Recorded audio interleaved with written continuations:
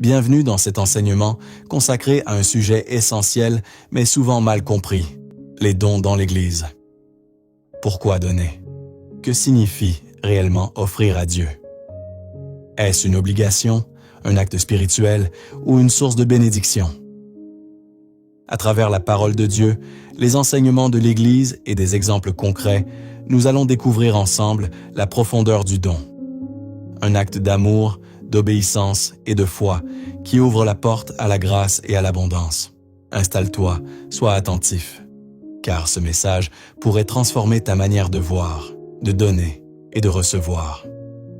Plan de la vidéo. Première partie, définition. Deuxième partie, le 5e commandement de l'Église. Troisième partie, signification du don à l'Église. Quatrième partie, le principe du donner et du recevoir, de semer et de récolter. Cinquième partie, donner à l'Église, c'est donner aux prêtres ce qui leur est dû. Sixième partie, parole de Dieu évoquant la collecte, la contribution, la quête. Septième partie, Abraham, l'homme qui donne à Dieu. Huitième partie, celui qui donne est abondamment béni. Neuvième partie, qu'est-ce que Jésus et ses disciples disent des dons? Dixième partie, donner aux pauvres, c'est donner à Dieu, c'est être béni, c'est effacer ses péchés. Onzième partie, résolution. Première partie, définition. Premièrement, denier du culte, denier de l'Église. Libre participation annuelle des catholiques d'un diocèse, il fait l'objet d'une campagne d'information qui permet de sensibiliser aux projets et aux besoins de leur diocèse.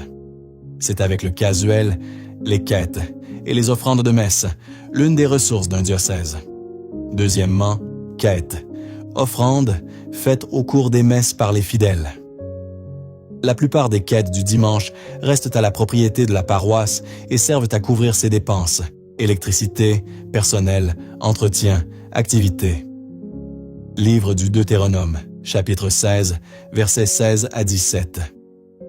3 fois par an, à la fête des pains sans levain, à la fête des semaines et à la fête des tentes, tous les hommes paraîtront devant la face du Seigneur ton Dieu, au lieu qu'il aura choisi. Ils ne paraîtront pas les mains vides devant la face du Seigneur, mais chacun fera, de sa main, un don à la mesure de la bénédiction que le Seigneur ton Dieu aura donnée. Livre du Siracide, chapitre 35, verset 6. Ne te présente pas devant le Seigneur les mains vides. Vision de la messe par Catalina. Certains transportaient ce qui ressemblait un peu à un bol doré, avec quelque chose qui brillait beaucoup, d'une lumière dorée blanche. La Vierge Marie dit: ce sont les anges gardiens, des personnes qui offrent cette messe pour plusieurs intentions, ceux qui sont conscients de la signification de cette célébration. Ils ont quelque chose à offrir au Seigneur. Alors soyez généreux en offrande et en demande. Derrière les premiers anges, d'autres vinrent qui n'avaient rien dans leurs mains. Ils s'avançèrent les mains vides. La Vierge Marie dit: ceux-ci sont les anges des personnes qui sont ici, mais n'offrent jamais rien. Ils n'ont aucun intérêt à vivre chaque étape liturgique de la messe et ils n'ont aucun présent à apporter devant l'autel du Seigneur. Troisièmement, casuel. Offrandes faites à l'occasion des baptêmes, mariages et sépultures. Quatrièmement, la dîme. La 10e partie des revenus qui revient à Dieu. Livre du Siracide, chapitre 35, verset 11. Consacre de bon cœur à Dieu le 10e de ce que tu gagnes. Livre de Malachie, chapitre 3, verset 10. Apportez toute la dîme à la maison du trésor, pour qu'il y ait de la nourriture dans ma maison. Deuxième partie, le 5e commandement de l'Église catholique. Catéchisme de l'Église catholique, numéro 2043. Le 5e commandement, les fidèles sont tenus par l'obligation de subvenir aux besoins de l'Église. Énonce que les fidèles sont tenus de subvenir aux nécessités matérielles de l'Église, chacun selon ses possibilités. Les conférences épiscopales peuvent établir d'autres préceptes ecclésiastiques pour leur territoire. Troisième partie, signification du don à l'Église. Donner à l'Église ce qui lui revient est un acte, premièrement, d'amour. Première lettre aux Corinthiens, chapitre 13, verset 4. L'amour rend service. Deuxièmement, d'obéissance, livre du Siracide, chapitre 35, verset 11. Consacre de bon cœur à Dieu le 10e de ce que tu gagnes. Livre de Malachie, chapitre 3, verset 10. Apportez toute la dîme à la maison du trésor, pour qu'il y ait de la nourriture dans ma maison. Troisièmement, qui relâche la bénédiction de Dieu sur nos vies. Livre de Malachie, chapitre 3, verset 10. Apportez toute la dîme à la maison du trésor, pour qu'il y ait de la nourriture dans ma maison. Soumettez-moi donc ainsi à l'épreuve, dit le Seigneur de l'univers. Et vous verrez, si je n'ouvre pas pour vous les écluses du ciel, si je ne répands pas sur vous la bénédiction en abondance. Quatrièmement, d'action de grâce parce que nous avons été bénis. Première lettre aux Thessaloniciens, chapitre 5, verset 18. Rendez grâce en toutes circonstances. C'est la volonté de Dieu à votre égard dans le Christ Jésus. Cinquièmement, qui manifeste notre conversion, touche notre cœur et notre poche. Livre de Malachie, chapitre 3, versets 7 à 8. Depuis les jours de vos pères, vous vous écartez de mes décrets et ne les gardez pas. Revenez à moi, et je reviendrai à vous, dit le Seigneur de l'univers. Vous demandez, en quoi devrons-nous revenir? Un homme peut-il tromper Dieu? Et vous me trompez. Vous dites, en quoi t'avons-nous trompé? Pour la dîme et les redevances. Première lettre à Timothée, chapitre 6, verset 10. Car la racine de tous les maux, c'est l'amour de l'argent. Donner à Dieu, c'est aimer, c'est obéir, c'est rendre grâce, c'est un acte qui manifeste ma conversion et me dispose à recevoir beaucoup plus de bénédictions. Tu ne peux pas donner ton temps, ton argent, ta dîme, ton denier de l'Église, ta quête, tes offrandes dans le royaume de Dieu et ne pas être béni et ne pas recevoir d'abondantes bénédictions. Quatrième partie, le principe du donner et du recevoir, de semer et de récolter. À moins que le pouvoir de donner ne commence à agir dans votre vie, le pouvoir de recevoir ne se déclenchera pas. La raison pour laquelle il y a beaucoup de pluie le long de la côte, c'est parce qu'il y a une évaporation continuelle de la mer. Une fois que l'humidité atteint une certaine hauteur, elle se condense, et dès que l'atmosphère n'est plus capable de la supporter, elle tombe sous forme de pluie. La pluie est le résultat de l'évaporation. Livre de la Genèse, chapitre 8, verset 22. Tant que la terre durera, semailles et moissons jamais ne cesseront. Deuxième lettre aux Corinthiens, chapitre 9, versets 6 à 10. Rappelez-vous le proverbe. À semer trop peu, on récolte trop peu. À semer largement, on récolte largement. Et Dieu est assez puissant pour vous donner toute grâce en abondance, afin que vous ayez, en toutes choses et toujours, tout ce qu'il vous faut, et même que vous ayez en abondance de quoi faire toutes sortes de biens. Jésus, dans l'Évangile de Jean, chapitre 10, verset 17. Voici pourquoi le Père m'aime, parce que je donne ma vie pour la recevoir de nouveau. Évangile de Jean, chapitre 12, verset 24. Si le grain de blé tombé en terre ne meurt pas, il reste seul, mais s'il meurt, il porte beaucoup de fruits. Roi Salomon. Premier livre des rois, chapitre 3, versets 3 à 5. Salomon aimait le Seigneur.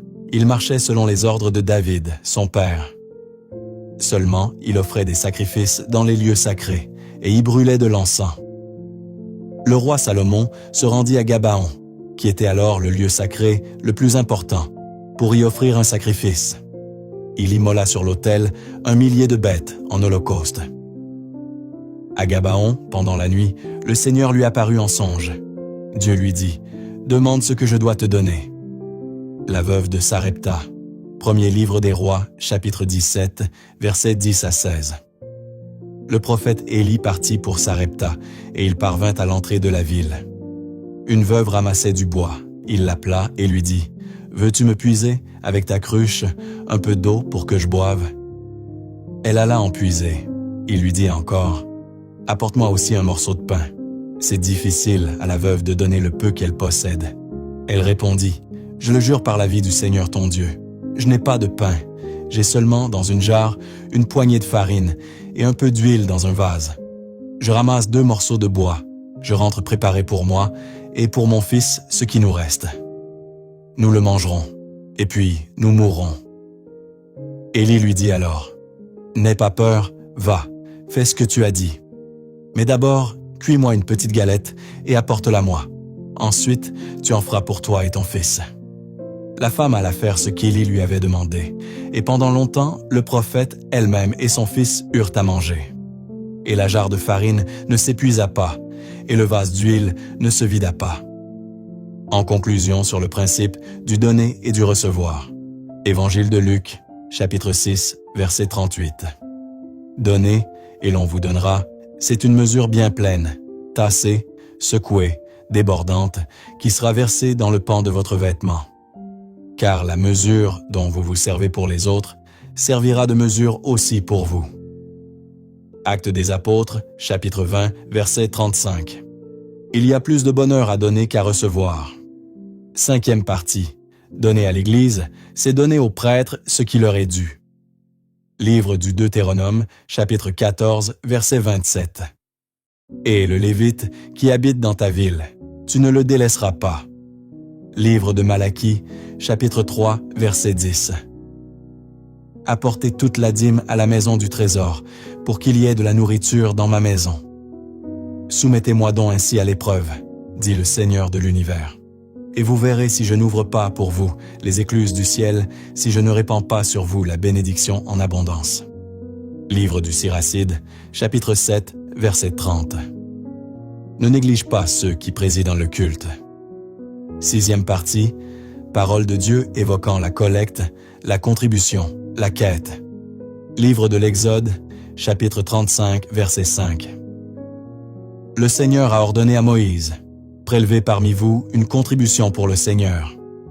Tous les hommes que leur cœur y incitera apporteront cette contribution, de l'or, de l'argent et du bronze.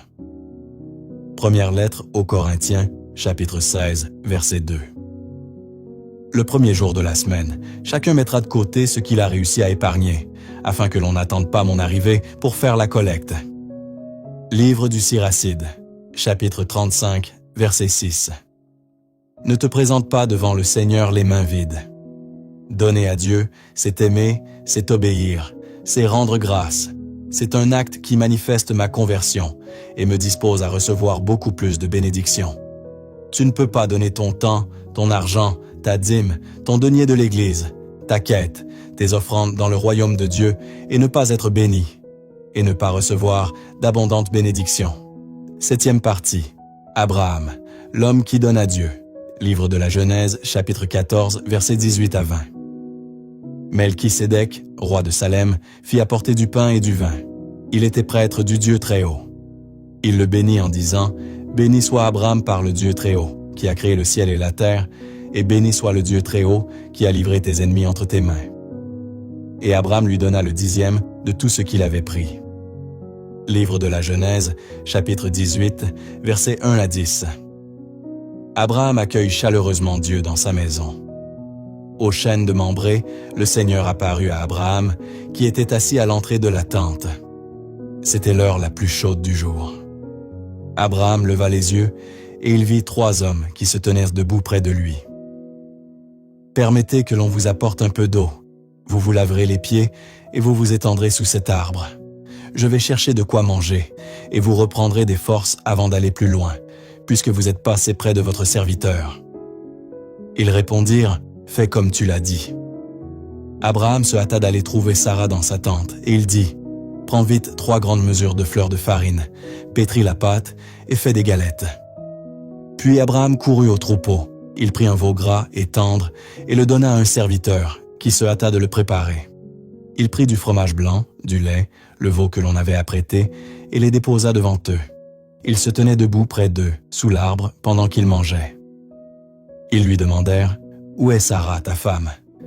Il répondit, « Elle est à l'intérieur de la tente. » Le voyageur reprit, « Je reviendrai chez toi au temps fixé pour la naissance, et à ce moment-là, Sarah, ta femme, aura un fils. » Livre de la Genèse, chapitre 22, versets 16 à 17.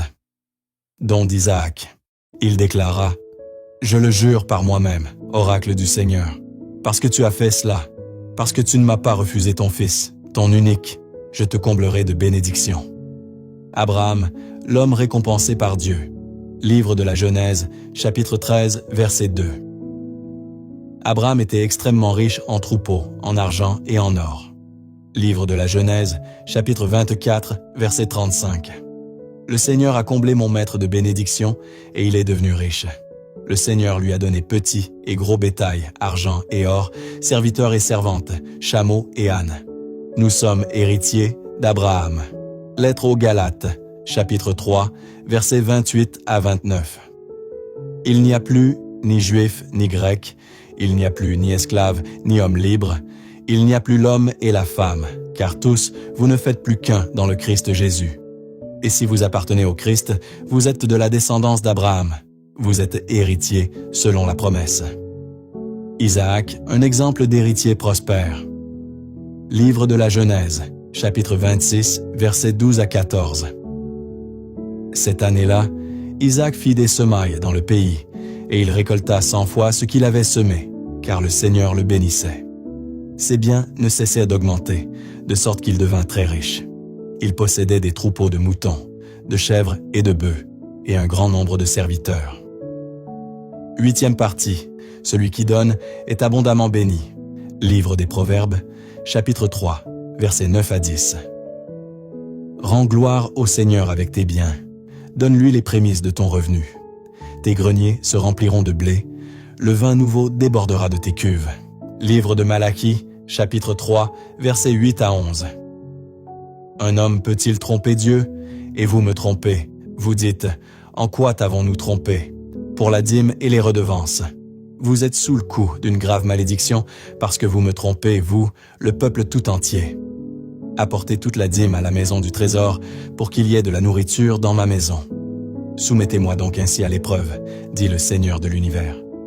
Et vous verrez si je n'ouvre pas pour vous les écluses du ciel, si je ne répands pas sur vous la bénédiction en abondance. Pour vous, je menacerai l'insecte vorace, qu'il ne détruise plus les fruits de votre sol, et que la vigne de vos campagnes ne soit plus stérile, dit le Seigneur de l'univers. Livre d'Agée, chapitre 1, versets 2 à 10.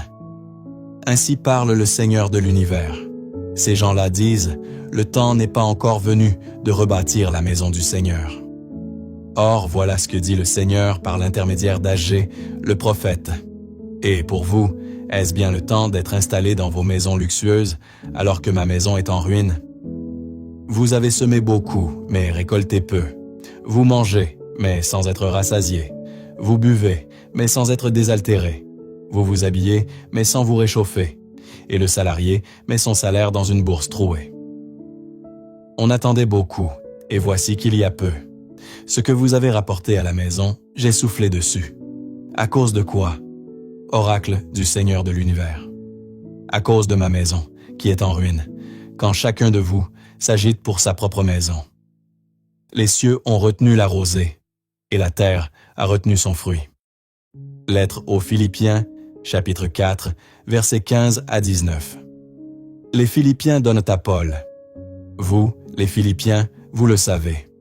Dans les premiers temps de l'annonce de l'Évangile, au moment où je quittais la Macédoine, je n'ai eu ma part dans les recettes et dépenses d'aucune église, excepté la vôtre. À Thessalonique déjà, vous m'avez envoyé, et même 2 fois ce dont j'avais besoin. Tu peux choisir de combler les besoins d'un serviteur de Dieu. J'ai d'ailleurs tout reçu, je suis dans l'abondance. Je suis comblé depuis qu'Épaphrodite m'a remis votre envoi. C'est comme une offrande d'agréable odeur, un sacrifice digne d'être accepté et de plaire à Dieu.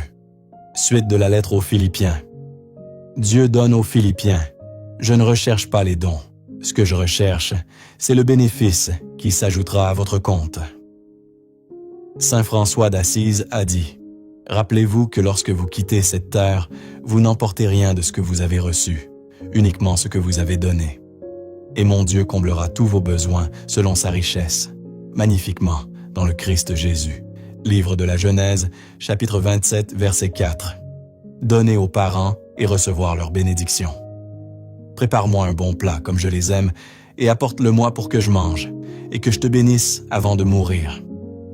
Donner à Dieu, c'est aimer, c'est obéir, c'est rendre grâce. C'est un acte qui manifeste ma conversion et me dispose à recevoir beaucoup plus de bénédictions. Tu ne peux pas donner ton temps, ton argent, ta dîme, ton denier de l'Église, ta quête, tes offrandes dans le royaume de Dieu et ne pas être béni et ne pas recevoir d'abondantes bénédictions. 9e partie. Qu'est-ce que Jésus et ses disciples disent-moi des dons? Évangile de Matthieu, chapitre 23, verset 23. Malheureux êtes-vous, scribes et pharisiens hypocrites, parce que vous payez la dîme sur la menthe, le fenouil et le cumin, mais vous avez négligé ce qui est le plus important dans la loi, la justice, la miséricorde et la fidélité. Voilà ce qu'il fallait pratiquer sans négliger le reste, sous-entendu, la dîme. Évangile de Marc, chapitre 12, versets 41 à 44. Quelle est la qualité de ton don? Jésus s'était assis dans le temple en face de la salle du trésor et regardait comment la foule y mettait de l'argent. Beaucoup de riches y mettèrent de grosses sommes. Une pauvre veuve s'avança et mit 2 petites pièces de monnaie. Jésus appela ses disciples et leur déclara « Amen, je vous le dis, cette pauvre veuve a mis dans le trésor plus que tous les autres, car tous, ils ont pris sur leur superflu. Mais elle a pris sur son indigence. Elle a mis tout ce qu'elle possédait, tout ce qu'elle avait pour vivre. » Voyons la qualité des offrandes avec 2 modèles bibliques. Livre de la Genèse, chapitre 4, versets 3 à 4. Abel. Au temps fixé, Caïn présenta des produits de la terre en offrande au Seigneur. De son côté, Abel présenta les premiers-nés de son troupeau en offrant les morceaux les meilleurs. Le Seigneur tourna son regard vers Abel et son offrande. 2e livre de Samuel, chapitre 24, versets 17 à 24. David, l'homme qui donne à Dieu des sacrifices qui lui coûtent. Le même jour, Gad vint trouver David et lui dit « Monte sur l'aire, où Aravna bat son blé, et construis là un autel pour le Seigneur. » David s'y rendit, comme le Seigneur le lui avait ordonné par l'intermédiaire de Gad. D'en haut, Aravna vit le roi et ses ministres qui venaient envers lui. Il s'avança, se jeta le visage contre terre devant le roi et demanda « Comment se fait-il que le roi vienne chez moi ?»« Je désire t'acheter cet emplacement-ci, » répondit David. « Je veux y construire un autel pour le Seigneur, afin que le fléau qui s'est abattu sur le peuple prenne fin. » Aravna déclara alors « Que le roi prenne tout ce qu'il désire pour faire une offrande à Dieu. Voici mes bœufs pour le sacrifice, ainsi que les chariots et les harnais, comme combustible. Je donne tout au roi. » Mais le roi lui dit « Tu ne me donneras rien. Je veux acheter cela, te le payer. Je ne vais quand même pas offrir au Seigneur mon Dieu des sacrifices qui ne me coûtent rien. » Évangile de Matthieu, chapitre 6, versets 31 à 33. Ne vous faites donc pas tant de soucis. Ne dites pas « Qu'allons-nous manger ?» ou bien « Qu'allons-nous boire ?» ou encore « Avec quoi nous habiller ?» Tout cela, les païens le recherchent. Mais votre Père céleste sait que vous en avez besoin. Premièrement, cherchez d'abord. Deuxièmement, le royaume de Dieu. Troisièmement, et sa justice. Quatrièmement, et tout cela vous sera donné par surcroît. Beaucoup inversent l'ordre et pensent à leur nourriture, à leurs vêtements, avant de penser au royaume de Dieu. Évangile de Jean, chapitre 12, verset 26. Si quelqu'un me sert, mon Père l'honorera. Évangile de Luc, chapitre 8, versets 1 à 3. Ensuite, il arriva que Jésus, passant à travers villes et villages, proclamait et annonçait la bonne nouvelle du règne de Dieu. Les 12 l'accompagnaient, ainsi que des femmes qui avaient été guéries de maladies et d'esprits mauvais. Marie, appelée Madeleine, de laquelle étaient sortis 7 démons. Jeanne, femme de Cousa, intendant d'Hérode, Suzanne, et beaucoup d'autres qui les servaient en prenant sur leurs ressources. Évangile de Matthieu, chapitre 10, versets 40 à 42. Qui vous accueille m'accueille, et qui m'accueille accueille celui qui m'a envoyé. Qui accueille un prophète en sa qualité de prophète recevra une récompense de prophète. Qui accueille un homme juste en sa qualité de juste recevra une récompense de juste. Et celui qui donnera à boire, même un simple verre d'eau fraîche, à l'un de ses petits en sa qualité de disciple, Amen, je vous le dis, non, il ne perdra pas sa récompense. Livre du Siracide, chapitre 29, versets 10 à 11. Pour un frère et un ami, sacrifie ton argent, plutôt que de le laisser rouiller dans ton coffre. Investis ta fortune selon les commandements du Très-Haut. Cela te rapportera plus que l'or. Évangile de Matthieu, chapitre 5, verset 42. À qui te demande, donne. Première lettre à Timothée, chapitre 6, versets 17 à 18. Quant aux riches de ce monde, ordonne-leur de ne pas céder à l'orgueil, qu'ils fassent du bien et deviennent riches du bien qu'ils font, qu'ils donnent de bon cœur et sachent ne partager. 10e partie. Donner aux pauvres, c'est donner à Dieu, c'est être béni, c'est effacer ses péchés. Évangile de Matthieu, chapitre 25, versets 35, 36 et 40. Car j'avais faim, et vous m'avez donné à manger, j'avais soif, et vous m'avez donné à boire. J'étais un étranger, et vous m'avez accueilli, j'étais nu, et vous m'avez habillé. J'étais malade, et vous m'avez visité. J'étais en prison, et vous êtes venus jusqu'à moi. Et le roi leur répondra, Amen, je vous le dis. Chaque fois que vous l'avez fait à l'un de ces plus petits de mes frères, c'est à moi que vous l'avez fait.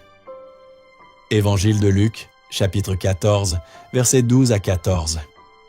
Jésus disait aussi à celui qui l'avait invité, « Quand tu donnes un déjeuner ou un dîner, n'invite pas tes amis, ni tes frères, ni tes parents, ni de riches voisins.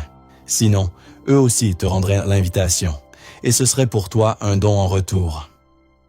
Au contraire, quand tu donnes une réception, invite des pauvres, des estropiés, des boiteux, des aveugles. Heureux seras-tu, parce qu'ils n'ont rien à te donner en retour. Cela te sera rendu à la résurrection des justes. » Livre des Proverbes, chapitre 11, versets 24 à 25.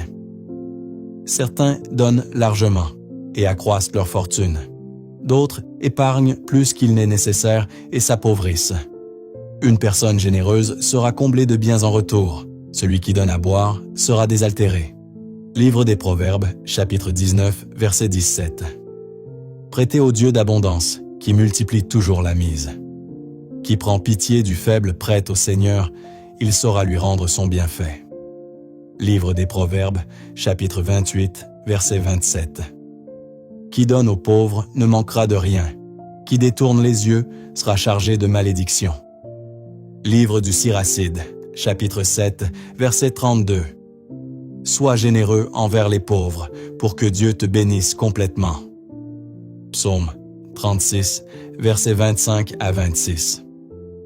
Jamais, de ma jeunesse à mes vieux jours, je n'ai vu le juste abandonné, ni ses enfants mendier leur pain. Chaque jour, il a pitié, il prête. Ses descendants seront bénis. Psaume 40, versets 2 à 4. Ton aumône combat pour toi. Heureux qui pense aux pauvres et aux faibles. Premièrement, le Seigneur le sauve au jour du malheur. Deuxièmement, il le protège et le garde en vie, heureux sur la terre. Troisièmement, Seigneur, ne le livre pas à la merci de l'ennemi. Quatrièmement, le Seigneur le soutient sur son lit de souffrance. Cinquièmement, si malade qu'il soit, tu le relèves. Psaume 111, versets 1 à 3 et verset 9. Alléluia! Heureux qui craint le Seigneur, qui aime entièrement sa volonté. Sa lignée sera puissante sur la terre. La race des justes est bénie. Les richesses affluent dans sa maison. À jamais se maintiendra sa justice. À pleine main, il donne aux pauvres. À jamais se maintiendra sa justice. Sa puissance grandira, et sa gloire. Livre du Siracide, chapitre 3, verset 30. Comme l'eau éteint un feu ardent, la générosité efface les fautes. Livre de Tobie, chapitre 12, verset 9. L'aumône délivre de la mort et purifie de tout péché. Ceux qui font l'aumône seront rassasiés de vie. Première lettre de Pierre, chapitre 4, verset 8. Avant tout, ayez entre vous une charité intense, car la charité couvre une multitude de péchés. Donner à Dieu, c'est aimer, c'est obéir, c'est rendre grâce. C'est un acte qui manifeste ma conversion et me dispose à recevoir beaucoup plus de bénédictions. Tu ne peux pas donner ton temps, ton argent, ta dîme, ton denier de l'Église, ta quête, tes offrandes dans le royaume de Dieu et ne pas être béni, et ne pas recevoir d'abondantes bénédictions. 11e partie, les résolutions. Premièrement, donnez largement le denier de l'Église en mettant en place tout simplement un virement mensuel permanent. Des références à ce sujet se trouvent dans le livre d'Agée, chapitre 1, versets 2 à 12, le livre de Malachie, chapitre 3, verset 10, la deuxième lettre aux Corinthiens, chapitre 9, versets 6 à 10, et la lettre aux Philippiens, chapitre 4, versets 15 à 19. Deuxièmement, donnez largement la quête, avec les mêmes références bibliques que le point précédent. Troisièmement, donne largement les offrandes de messe. Vous y ajouterez la référence au deuxième livre de Samuel, chapitre 24, versets 17 à 24. Quatrièmement, vous pouvez prendre la décision de soutenir financièrement un prêtre, un serviteur de Dieu, une paroisse, un sanctuaire par exemple. Lourdes, un groupe. Référence au livre d'Agée, chapitre 1, versets 2 à 12, au livre de Malachie, chapitre 3, verset 10, au livre du Siracide, chapitre 7, versets 30 à 33 et chapitre 35, verset 6. À la deuxième lettre aux Corinthiens, chapitre 9, versets 6 à 10 et à la lettre aux Philippiens, chapitre 4, versets 15 à 19. Cinquièmement, ne pas refuser de participer à la construction ou à la réparation d'une église. Référence au livre de l'Exode, chapitre 35, versets 5 à 6, au livre d'Agée, chapitre 1, versets 2 à 12, au livre de Malachie, chapitre 3, verset 10, à la deuxième lettre aux Corinthiens, chapitre 9, versets 6 à 10, et à la lettre aux Philippiens, chapitre 4, versets 15 à 19. Sixièmement, vous pouvez prendre la décision de ne plus refuser d'aider un mendiant qui vous demande l'aumône, car il est écrit dans l'Évangile de Matthieu, chapitre 5, verset 42. À qui te demande, donne. Septièmement, mettre en place un virement mensuel permanent au profit d'une association caritative, Secours catholique, Germe, UNICEF, Action contre la faim, Orphelinat. Référence au psaume 36, versets 25 à 26. Et à l'Évangile de Matthieu, chapitre 25, versets 35, 36 et 40. Huitièmement, soutenir y compris financièrement ses parents, les honorer même malgré leurs fautes. Référence au livre de la Genèse, chapitre 27, verset 4, et au livre du Siracide, chapitre 3, versets 3 à 4. Donner à Dieu, c'est aimer, c'est obéir, c'est rendre grâce. C'est un acte qui manifeste ma conversion et me dispose à recevoir beaucoup plus de bénédictions. Tu ne peux pas donner ton temps, ton argent, ta dîme, ton denier de l'Église, ta quête, tes offrandes dans le royaume de Dieu et ne pas être béni et ne pas recevoir d'abondantes bénédictions. Merci pour votre attention.